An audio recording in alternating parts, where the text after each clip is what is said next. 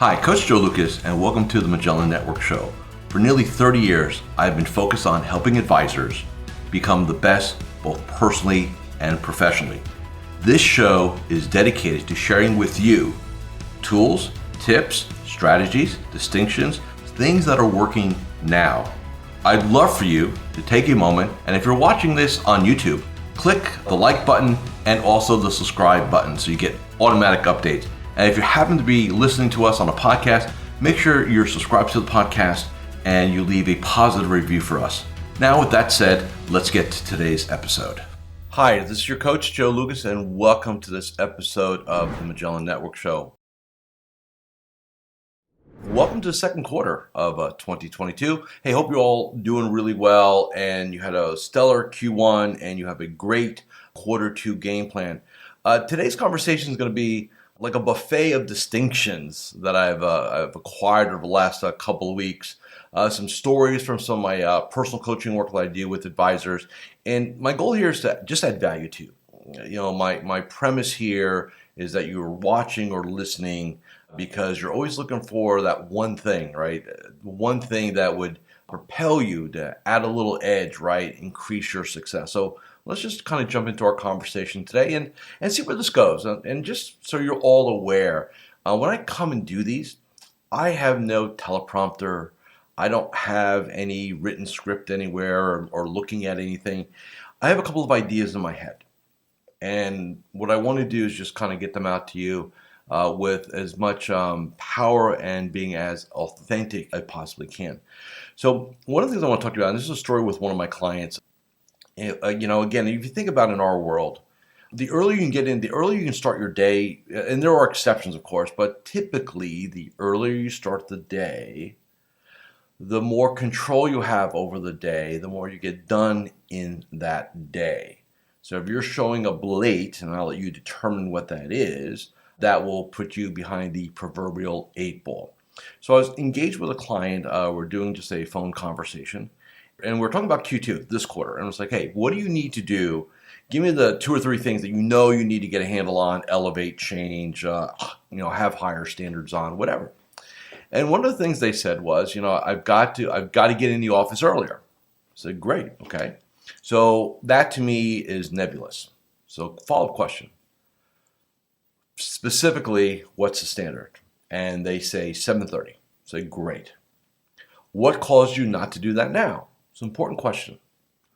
I don't get up early enough or I sleep in late. Okay, fine. What causes that? I don't sleep well at night. Okay, what causes that? I go to bed too late. Okay, what caused that? I eat dinner too late. What caused that? I don't get home early enough from the office. Okay. So you see, it's like a circle. See the whole circle there? So what most people do is say, okay, I want to get in earlier. So they go ahead and attack what looks like right in front of them is the causal fact, which is I got to get up earlier. So let's go attack. Hey, let's just set our alarm for 5:30. Let's set our alarm for 6. Let's make sure we're up early enough so that we can do what we need to do. Our morning game plan, our morning ritual. We call it our Magellan Morning 8. And then let's get in there. And that's what most people would do because it's so obvious, right? Set the alarm, get up, suck it up, make it happen. And if you think about it as a circle, that's where most people would want to enter into the circle. But that is not the best place to enter the circle. The best place to enter the circle is to declare when you're going to walk out of the office that day, or every day, I should say. So I said, look, and this was the conversation. Hey, I understand what you're saying. That's not the issue. The issue is you're not sleeping late. And he goes, well, what do you mean? I go, well, let's look at the whole circle. Let's go backwards, right? Let's go counterclockwise. The problem is you're in the office too late. You're in the office late. There's something called compensation theory. You can Google it if you want. And compensation theory basically says when we feel like we're doing something here that we deserve or I need to be compensated over here. So for a great example is if you have a tremendous workout, you really bust your hump. A lot of people if you succumb to compensation theory, I had to really work. I can go eat that piece of cake, or I can go have that 4th glass of wine, or whatever we're doing, or that pizza, right? Because I busted my butt in the gym. I'm going to compensate for that. Well, this is exactly that. Because I'm staying later in the office, I'm gonna get home later. I'm gonna eat later, which is gonna put me to sleep later, which is not gonna be a great sleep because I ate so late, which means I'm gonna have a tough time getting up when I want to get up, and then we have that reverse compensation. So my advice to him is very simple. I said, look, man, it's not, the only way this is going to really get fixed, forever, long term, is you declare out of the office time. And we came up with 5:30. So he will get up at 5:30, be in the office by 7:30. He will end his day at 5:30. That's a 12-hour day with some lunches and breaks and stuff like that. But let me say this to everybody really quick. And that doesn't mean you have to do that on Friday and you get your vacations and stuff like that. So let me be very clear on that. But if you're like in a tactical or surge kind of window, that's about the schedule that I see. About a 12-hour day. I always ask, hey, when do you start your game? When do you start work? And they say, well, I get to the office at 7:30 or 7 o'clock. So what time do you get up? Well, I get up at 5:30 or 6. That's when you start working. Why? Because that's when you do your morning ritual, or we like to call our Magellan morning 8. This is when we get things to happen, right? Critically important. So the point is, if you think about our game as what I like to call being an advisor is a behavioral-based business. Behavioral-based, okay? I don't care what your goals say. I don't care how many diplomas you have, how many designations you have. It's how you behave each and every day. Makes the difference. So on to the next part of our conversation. Just like a coaching debrief here. So I said, okay, what else do we need to do? He goes, I gotta eliminate my distractions. I said, okay, they come in many flavors. Give them to me. And he gave me 3: the TV, the internet, actually 4: the TV, the phone, the internet, and colleagues. There's 4. It's okay. Well, I said, let's talk about the easiest one first, right? Which is the TV. I said, I know what you have on. It's going to be several choices. It'll be either Fox Biz or CNBC or Bloomberg or maybe something else. I said the days are long gone where you need to have the TV on and see market news to make money in this business. It's a terrible distraction. I see it all. By the way, it's a little sidebar.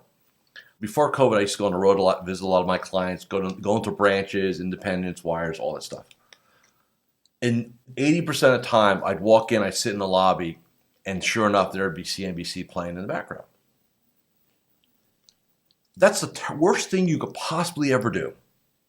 Imagine this. Well, let's get our clients some news prior to a review. It's a terrible idea. I know it's some of you sit there and say, well, Joe, I need to know what's going on. Look, if something bad happens, you'll find out. I'm saying this right now as a statement. If you have a TV in your office, it's costing you, I don't know, maybe up to a couple $100,000 a year in lost focus and lost productivity. Do not do it. So that was issue number 1. Issue number 2, right? We talked about the phone. Well, Joe, the phone rings. I said, well, look, when you got to go, and I have a term called when you got to go on block time, or what I call genius time. So these are a couple hour blocks. Maybe you're prepping for a big review.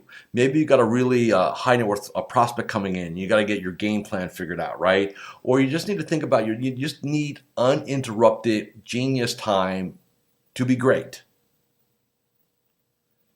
You got to control all the environment. So the phone. So it's simple. There's no law saying it rings. You have to pick it up. So I said, does your phone have a do not disturb button? Yes. Push it. Does your phone have a red light that blinks when you have a voicemail? Yes. Get some black electrical tape. Cover that sucker up. Shut it down. Joe, when's one of my top clients calls? They call. They leave a message like everybody else. And I said this, and this is almost verbatim. I said 2 scenarios. You're in a review with one of your top clients and another top client calls. Are you walking out of that review of that top client? Go handle that top client phone call? No.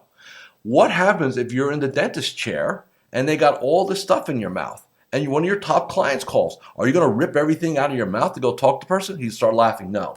It's okay.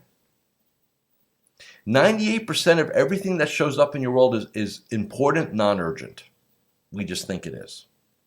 You can go dark for a couple hours. Just tell your staff, hey, he's in a meeting for the next couple hours. No big deal. Problem 2 solved. Challenge number 3, the internet, right? Easy. Shut it off, right? And not so much internet, because maybe you need access to things while you're doing some work. primarily your email client. So whether it's Outlook or G Suite or whatever you're using, right? Close it. Get rid of the notifications on your desktop and on your phone. If you have a mobile phone, most phones now have a do not disturb feature. Use it. Use it. The last one, people. I don't care how you pull this off. You have to have what we call a closed door policy. Now, what's a closed door policy?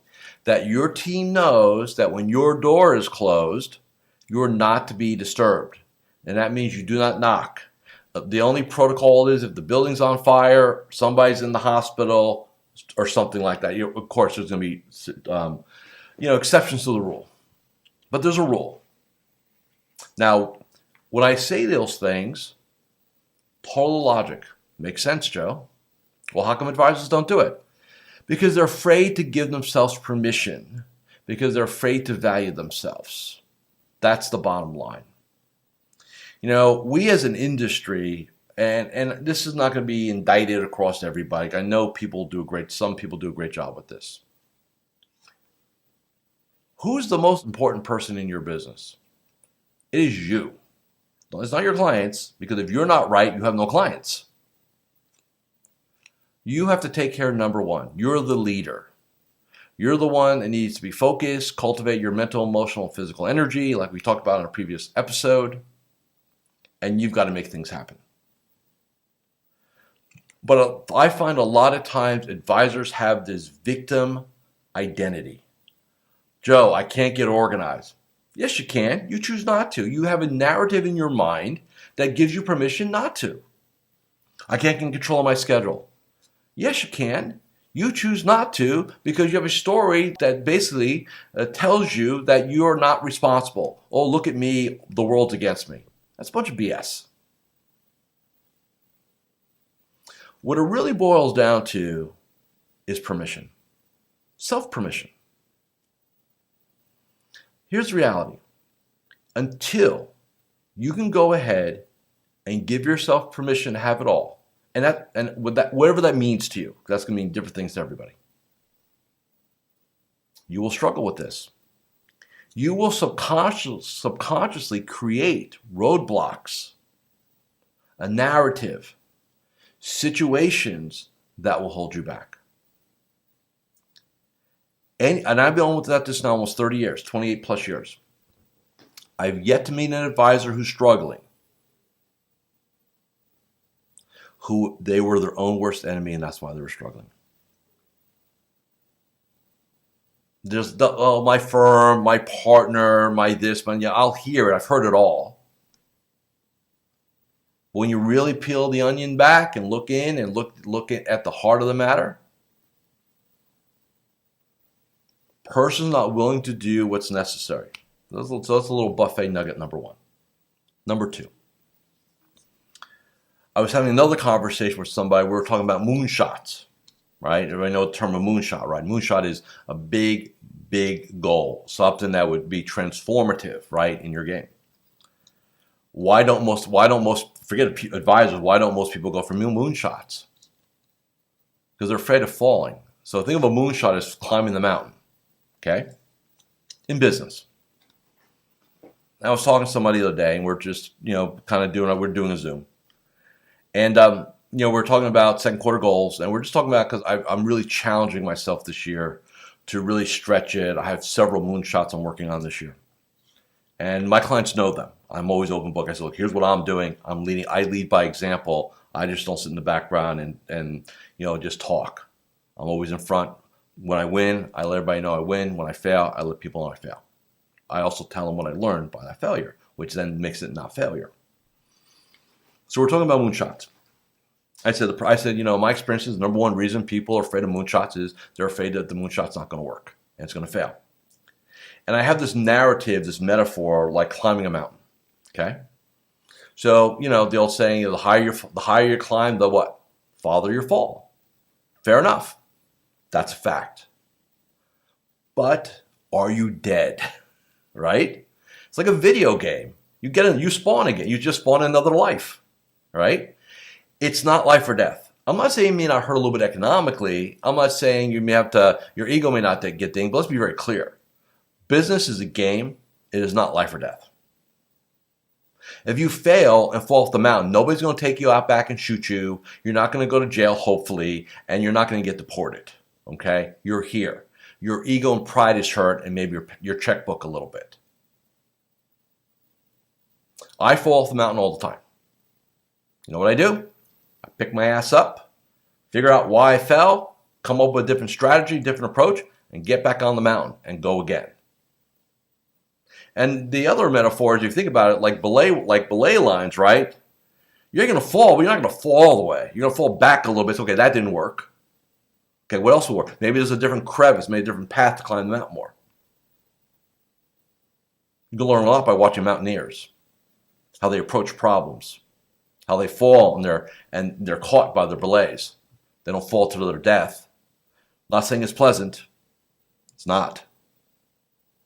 They go again. So I want you to think about your moonshot. And why don't you go after it? You know why? Because you're afraid of it.